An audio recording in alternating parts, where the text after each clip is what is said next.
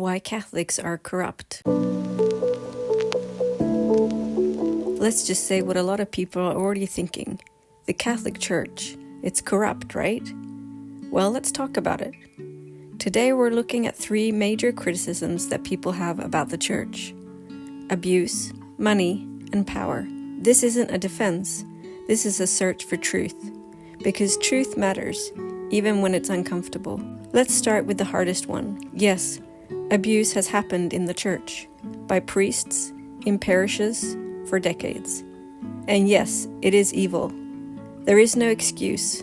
There are no soft words that can make it better. But in our pain and outrage, we have to see the full picture. According to the U.S. Department of Education, public school teachers are estimated to abuse children at nearly 100 times higher than Catholic priests. And the majority of child sexual abuse cases, well, they happen inside the home, by parents, relatives, or family members.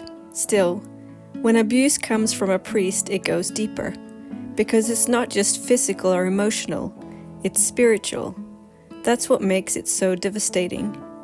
It violates your trust in both man and God. Many innocent priests carry this burden.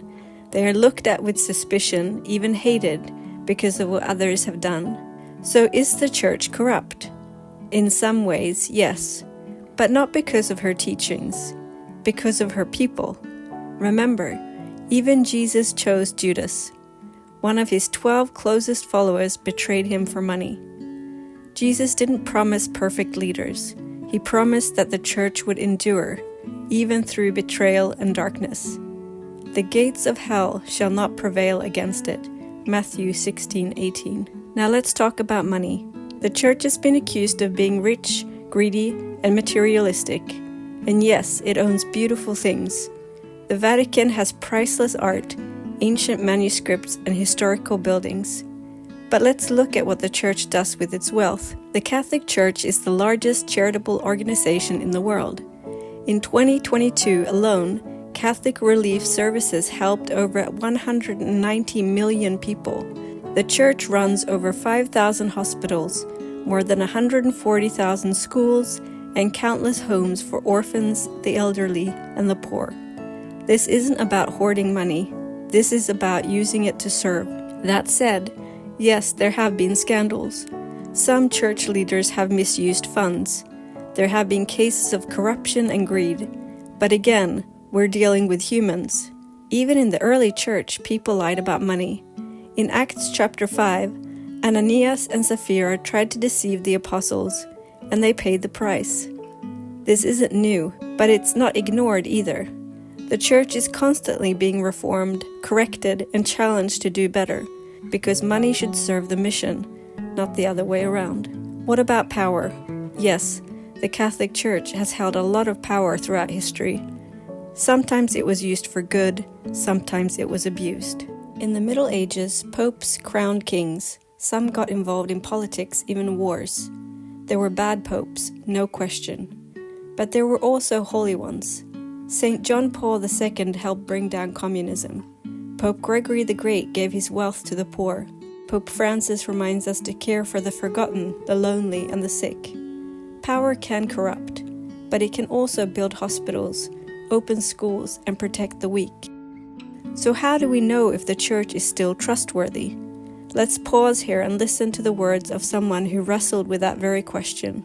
Fulton Sheen, a Catholic bishop and famous broadcaster from the 20th century, once said, "If I were not a Catholic and were looking for the true Church in the world today, I would look for the one Church which did not get along well with the world. In other words, I would look for the Church which the world hated. Look for the Church which is accused of being behind the times, as our Lord was accused of being ignorant and never having learned. Look for the Church which men sneer at as socially backward, as they sneered at our Lord because he ate with sinners. Look for the Church which is spoken of as the Church of the outcast, as Christ was the friend of outcasts. Look for the Church which is accused of having a divine founder, and yet seems to be filled with sinners."